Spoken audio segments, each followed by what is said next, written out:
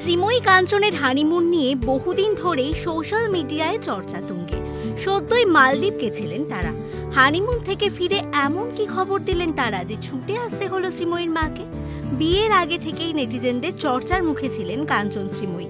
বিভিন্ন সময় বিভিন্নভাবে কটাক্ষের শিকার হয়েছেন তারা। এমনকি শ্রীময়ীকে এটাও শুনতে হয়েছে যে কাঞ্চনের জন্যই তিনি কাজ পাচ্ছেন। সব ট্রোল উপেক্ষা করে মালদ্বীপ গেছিলেন তারা, আর সেখানেই ঘটল বিপত্তি। নবদম্পতি জ্বরে আক্রান্ত, তাই মেয়ে জামাইকে শুশ্রূষা করার জন্য ছুটে এসেছেন অভিনেত্রীর মা।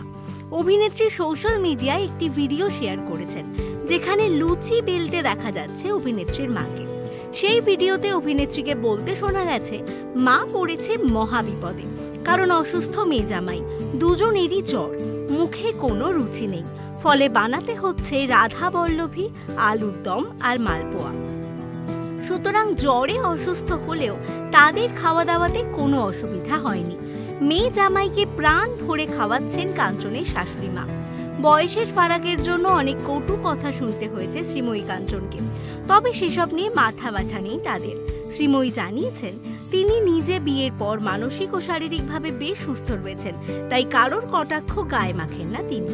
এরকম আরও অনেক ভিডিও দেখার জন্য নজর রাখুন আমাদের চ্যানেলে, আর পাশে থাকা বেল আইকনটি ক্লিক করতে ভুলবেন না।